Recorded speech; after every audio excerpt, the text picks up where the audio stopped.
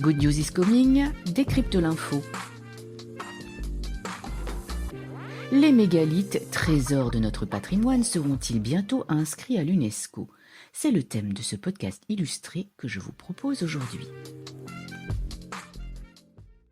Le néolithique, moins 6000 à moins 2000 avant Jésus-Christ en Europe, voit le début de la sédentarisation des peuples qui passent du statut de chasseur-cueilleur à celui d'agriculteur-éleveur. L'Homo sapiens sapiens du néolithique ressemble beaucoup à l'homme d'aujourd'hui.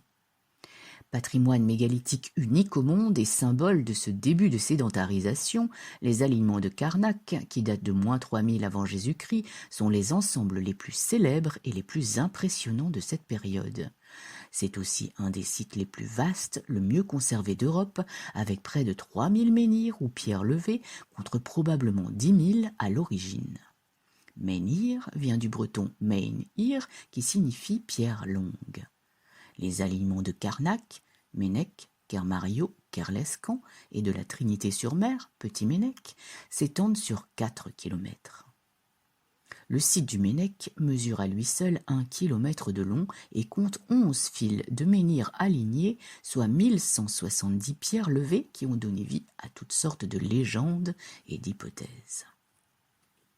À Kerlescan, les pierres sont orientées sur les levées d'équinoxe, à Kermario sur ceux du solstice d'été, au Ménec sur les levées intermédiaires. Les pierres levées étaient-elles dédiées au culte du soleil? Indiquaient-elles la présence d'enceintes sacrées, de points d'eau, de chemins ou de sépultures? On ne peut affirmer leur fonction avec précision. Certains voient dans les menhirs des calendriers agricoles géants basés sur le mouvement des astres.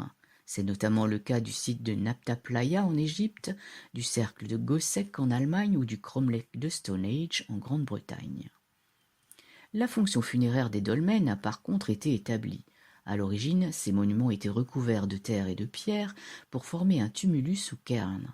Leur taille variait en fonction de l'importance des défunts. Le mot dolmen, du breton taolmein, signifie table de pierre.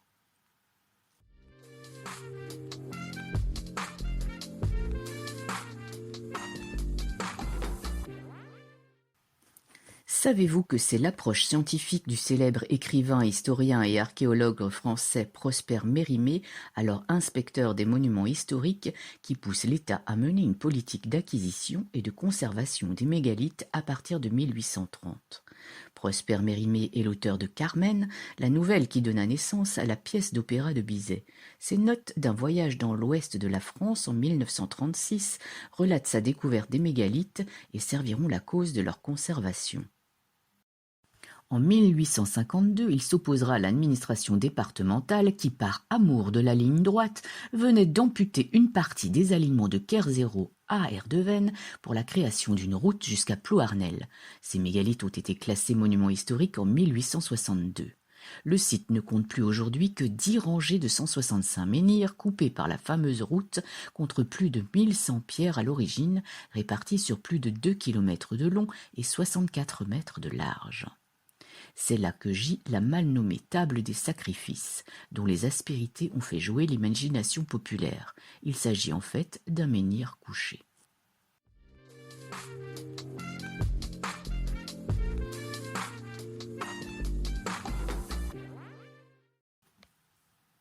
L'Écossais passionné d'antiquité James Mill de Woodhill est à l'origine du musée de la préhistoire à Karnak. Il mène des fouilles de 1873 jusqu'à sa mort en 1880, notamment sur les alignements de Kermario au pied du tumulus Saint-Michel et sur une dizaine de petits monuments mégalithiques de la région. Ces trouvailles sont exposées pour la première fois en 1875, dans sa chambre, à l'hôtel des voyageurs, avant de rejoindre une salle de la mairie. Le musée sera créé par son frère Robert en 1882, après sa mort à Glasgow.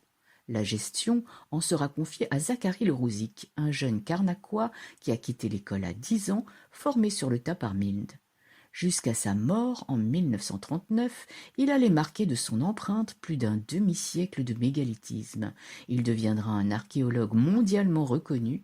Il fait inscrire entre 1911 et 1938 de nombreux mégalithes à l'inventaire des monuments historiques, dont le cairn de Gavrinis.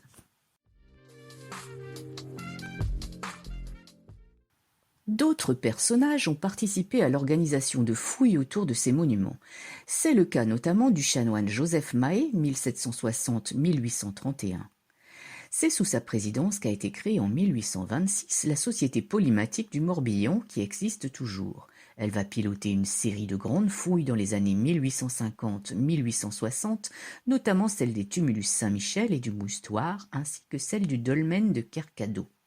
Joseph Mahé écrira notamment des essais sur les antiquités du département. William Lukis, 1817-1892, est aussi connu pour ses travaux sur les mégalithes en Grande-Bretagne et en France. Assisté par son ami Henry Dryden, il dessinera des plans de monuments encore vierges de toute restauration et fouillera plusieurs sites, dont ceux des dolmens du Man et Kerioned à Carnac. Les objets issus de ces découvertes, en particulier à Carnac dans le Morbihan et à Saint-Liphard en Loire-Atlantique, sont conservés au British Museum. William Lukis a hérité sa passion de son père, Frédéric, lui-même archéologue et naturaliste.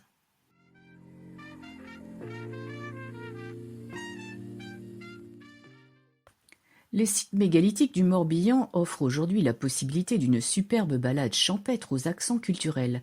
Ceux qui s'étendent de Carnac à la Trinité-sur-Mer ont été aménagés et restaurés au XXIe siècle. Un projet de classement au patrimoine mondial de l'UNESCO a été initié à l'échelle d'un territoire plus vaste, le sud du Morbihan, parsemé de 550 sites sur 27 communes associées.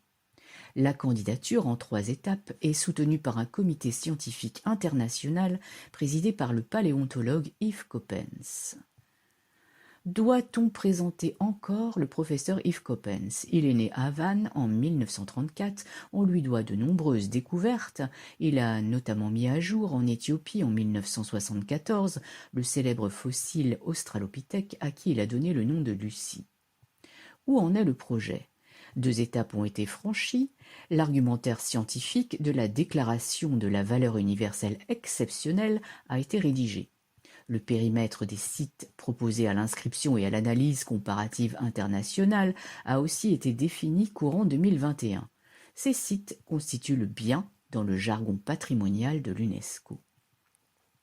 Reste à définir les orientations et les actions pour protéger, valoriser et transmettre ce bien précieux aux générations futures et à mobiliser le public autour du projet. C'est la dernière étape. Le gouvernement français présentera ensuite la candidature des mégalithes de Carnac et des rives du Morbihan au Comité du patrimoine mondial de l'UNESCO.